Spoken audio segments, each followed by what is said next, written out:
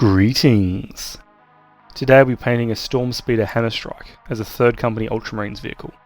I had ordered some parts of this vehicle from the United Kingdom via Etsy, roof panels to hide the crew.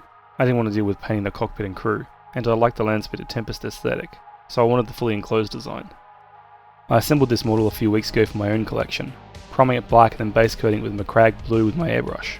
If you're intending to follow this video as a guide and don't have an airbrush, you can use a Rattlecam primer and base coat the model with a large brush. Just make sure to thin your paint so it goes on smoothly.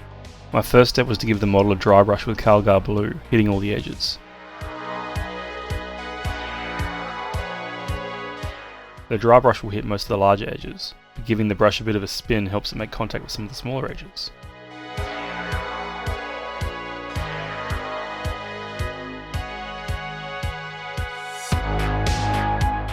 I switched to manually highlighting after I was happy with the largest highlights. Doing both may feel like a waste of time, but dry brushing the edges like this is pretty fast, and the manually applied highlights will stand out more than the dry brushed ones, giving you two strengths of highlights. I'm not worried about the quality of these highlights, or making a mess. The main thing here is to get colour variation.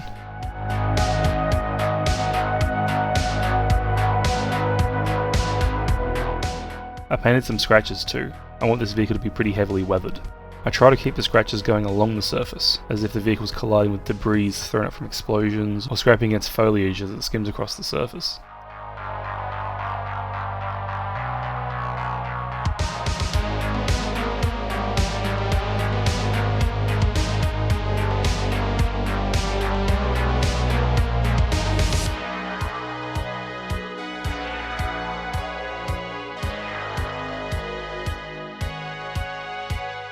Before getting too carried away with weathering, I want to prepare the various surfaces for decals. These too will be weathered, so applying them early reduces the work necessary to make them fit in later.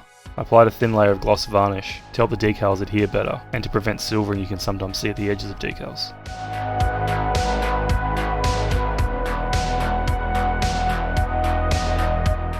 I cut out the decals. I'm using a few Ultimate glyphs, tactical marking, company marking, and some text.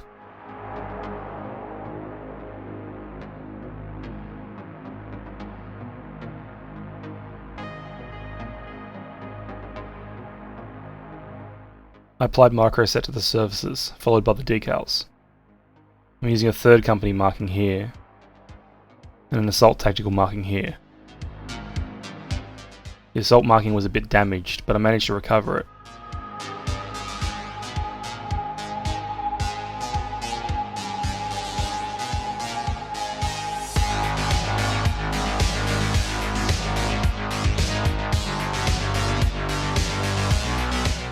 This Ultimate glyph tore itself apart. I'm not sure whether the film on top of it was too thin, some transfer sheets are like this when you get them, or whether there's not enough moisture behind it for it to slide. Either way, I recovered it as best I could. It was going to be weathered anyway, so I wasn't too fussed. But it doesn't mean I have to work around this.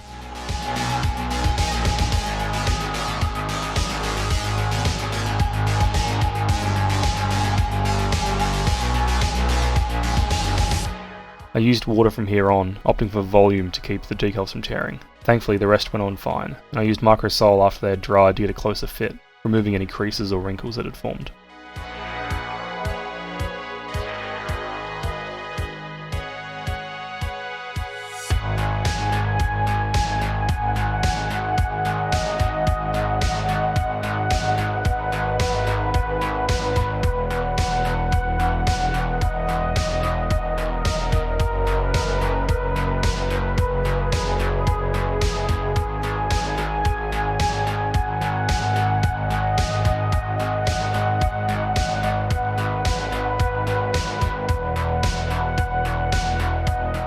Once two coats of Microsol had dried, I varnished the model. The decals now look like they're painted on, so I resumed the weathering process.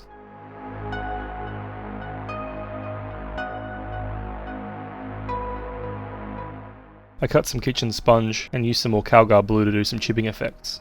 These save time compared to manually painting the chips, though when used together you get a good balance of randomness and precision.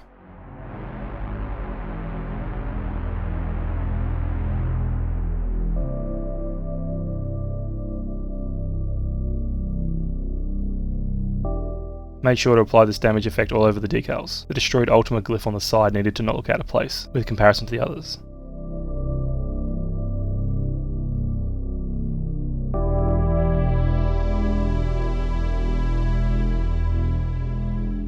With the surface scratches done, I used Rhinox hide with a fresh piece of sponge and later with a brush. These were applied more sparingly, and only on top of the damage I applied with Calgar blue. The idea is that Rhinox hide is being highlighted by the Calgar blue, giving a three-dimensional look to these scratches.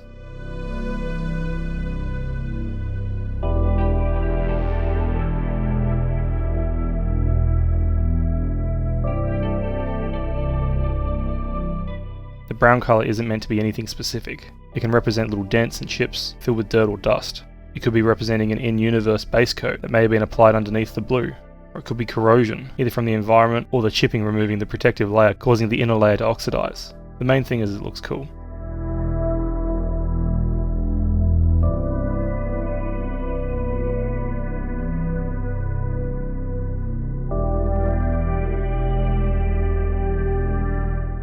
With most of the weathering done, I switched to Leadbelcher to begin base coating the metallics, which mainly consist of these repulsor plates. Now the antennas, the vents, the exhausts, and the melter were also painted. I used a large craft brush as these surfaces are pretty big and there's little risk of hitting details, so I switched to a smaller one for the exhausts and the innermost plates and edges.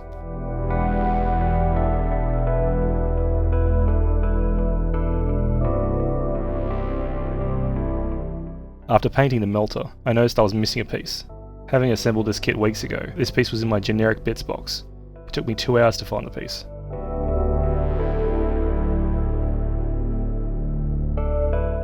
I used super glue gel from Gorilla on the piece, only a tiny amount so it didn't squeeze out when pressing it down.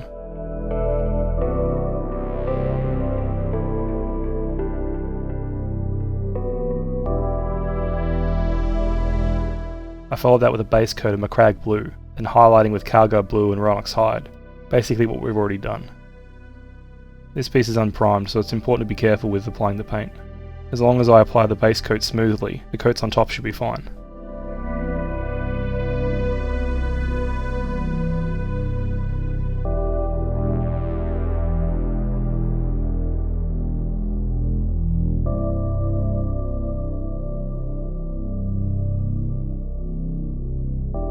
I switched to Retributor armor for the gold details. The Aquila on the bow and skull on the melter were painted first, then the two skulls on the sides.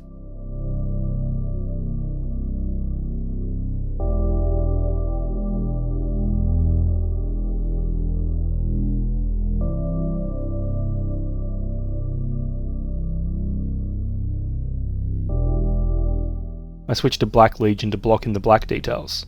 The weapon casings and launcher plates were filled in, as were the antenna caps and what I assume are soft foam cylinders on the bars.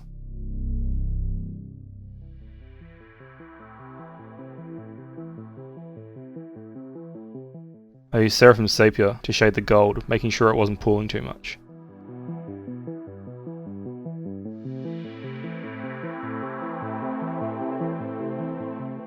I used a dark grey wash for the silver metallics, with a bit of water mixed in to help it flow a bit better.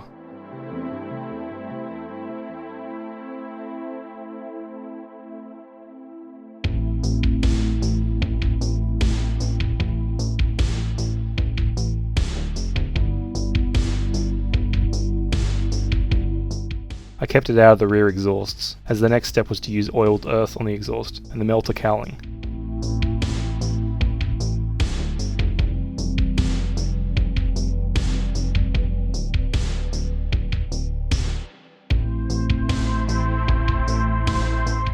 I was going for heated metal colour, but this oiled earth colour wasn't strong enough. So I switched back to Seraphim Sepia and used that on the melter and the inside of the exhaust. Colour was much closer to what I was looking for. I made sure not to paint the entire muzzle, trying to go for a gradient from silver to purple, which I'll apply later.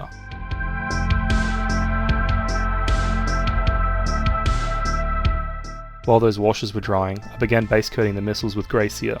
The reference material on the Warhammer website shows the Stormspeeder Hammerstrike having grey missiles with red tips. This is for both the Hammerstrike launcher on the back and the Crackstorm grenade launchers in the sponsons.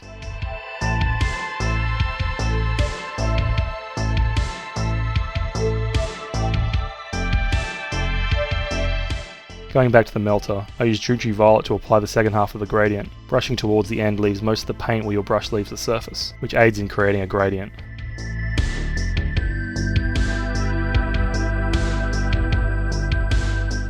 For the missile tips I used Baal red contrast paint. It applies fast and smooth straight from the pot, so it's easier to apply than the other reds I have. I tried to align the missiles with the cover. It's not a perfect job, but it'll do fine.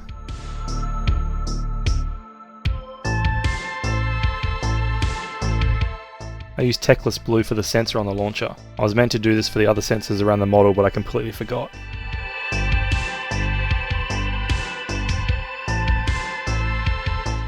The sensors that weren't going to be blue were base coated with Mephiston red. I wanted to try some of those fancy highlights that some people do. The ways I've seen never seem to work for me, so I just winged this one.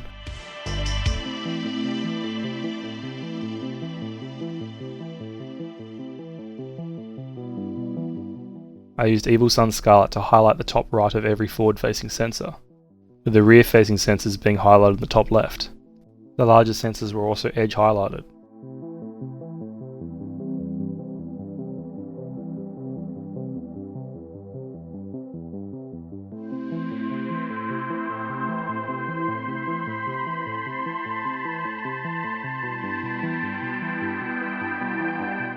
I switched to Wild Rider Red to do a smaller version of the previous highlight, which mostly consisted of a small dot on the main sensors, with the rear sensors getting a bit more attention.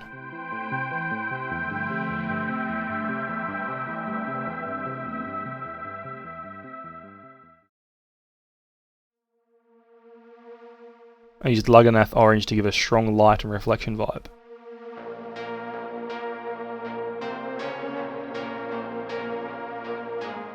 Worked really well for the small sensors, but I applied too much on the rear sensors.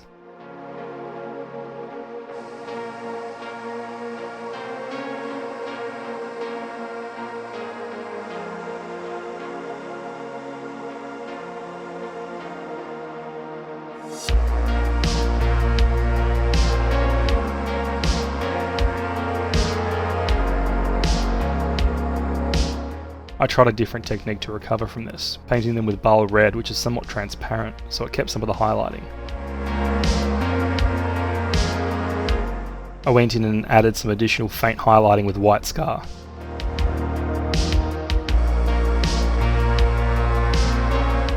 I'm not unhappy with the end result. It's probably more believable than the other sensors, but I like the sensors on the front more.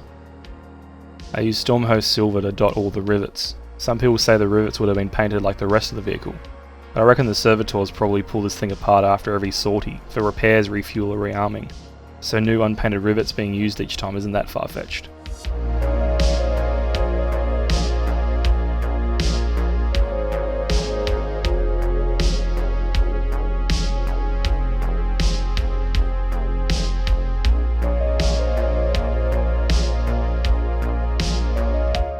I use Mechanicus standard grey to highlight the black edges.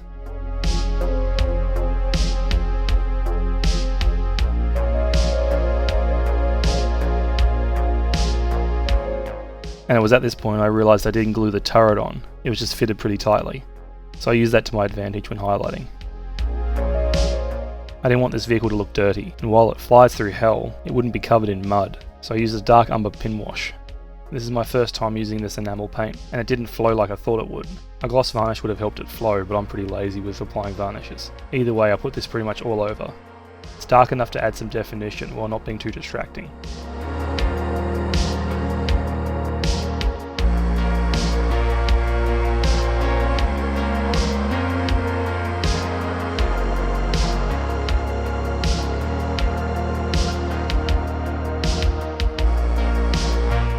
While it dried, I decided to work on the base.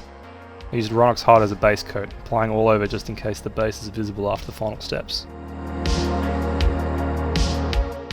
Then I got some grass tufts from Gamer's Grass, specifically the 6mm dry green ones. I've used a lot of grass tuft brands in the past 2 years, but Gamer's Grass is my current preference. They come with a fair amount of tufts, the colours are good straight from the box.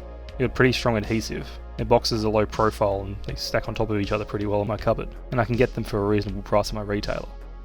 After I placed the tufts, I used some PVA glue and spread it around using a wet craft brush.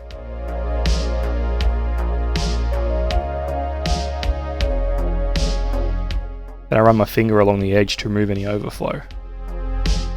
I use Geek Gaming Scenic Scrublands for my bases. It's pretty easy to apply, you just dip it in, lift it a bit, spin it around and shake off any of the loose pieces. Then dip it in again to replace some of the larger chunks that couldn't hold on with some small bits of gravel.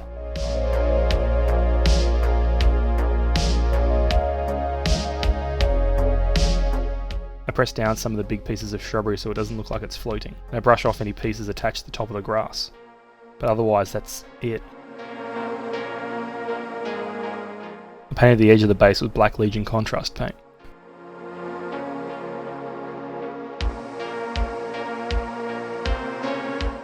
Because I intend to varnish the base to seal everything in place, I have to mask the flying stand or risk it going opaque. Some masking tape was used along the length of the stand, and some blue tack at the bottom, pressed down to cover as much as possible without hitting the material.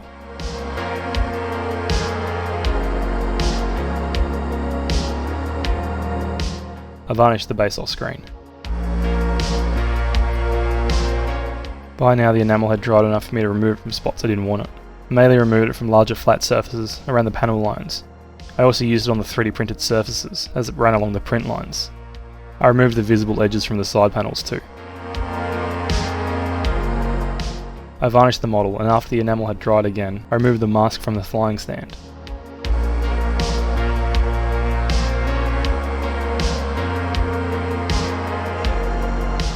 I used a small dot of superglue to attach it to the flying stand. Any more than this and it may have squeezed out.